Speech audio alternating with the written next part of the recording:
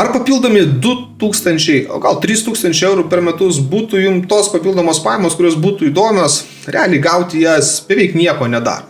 Aš kalbu apie resursus, kurios turi dauguma įmonių, bet jų visiškai neišnaudoja, o neišnaudoja, jų nemonetizuoja, tai yra nepaverčia pinigais. Labai konkretus pavyzdys, jeigu jūs esate prekiaujantį įmonę ir jūs prekiaujate per metus, tarkim, 2000 klientų. Reiškia, jeigu jūs veiklą vykdote ten 2, 3, 4 ar 5 metus, jūs turite kelis tūkstančius, o gal ne 10, gal 11 tūkstančių kontaktų žmonių, kurie iš jūsų pirko. O tai yra jau jūsų resursas, kurį jūs galite paversti pinigais.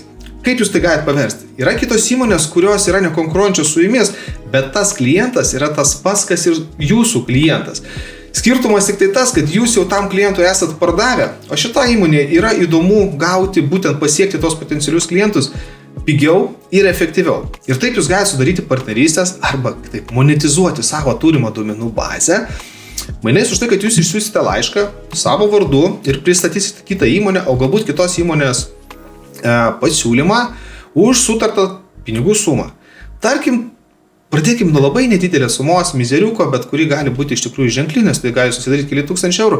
Jeigu jūs savo duomenų bazėje už 200 eurų vieną kartą į mėnesį išsiųsite vieną laišką, pristatydami kažkurios kitos įmonės pasiūlymą, o galbūt netgi jūs galėsite padovanoti kažkokią dovaną kitos įmonės mainais ir matysit, kad vis dėlto tai yra atsvara nevienoda ir aš dar noriu štai prašyti pinigų ir ta įmonė sumoka jums 200 eurų. Reiškia, per 12 mėnesių jūs sugeneruosit papildomai 2400 eurų papildomų pajamų į savo kišenę praktiškai be jokių sąnaudų, nes išsiųsti laišką praktiškai nieko nekainuoja elektroninė.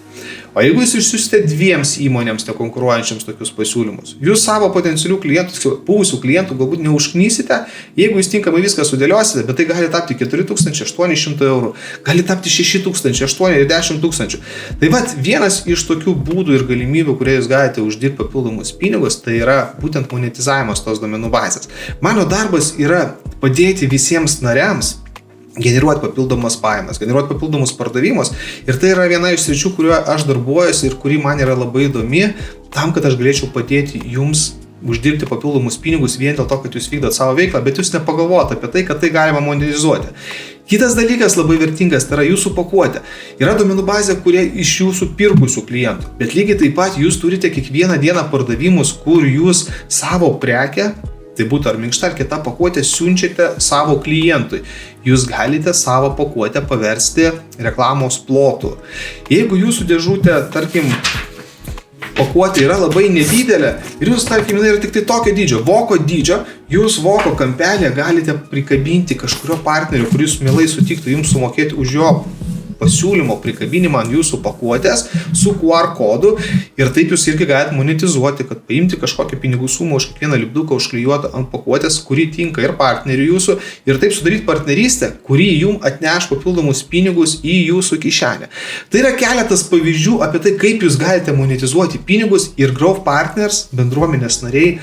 Aš labai skatinsiu tą dalyką daryti, kad jūs augtumėt ir ekstra gautumėt pinigų iš resurso, kurį jūs jau investavote. Reiškia, pinigai pradės grįžti ir jūs uždirbinėsit ne vien tik tai iš to, kad jūs parduodate, bet jūs dar pradėsite uždirbinėti iš to, kokią duomenų bazę, kokį resursą jūs turite auginat. Tai yra tik tai keletą pavyzdžių, kaip jūs galite užsidirbti daugiau, kaip jūs galite paversti savo turimą resursą pinigais.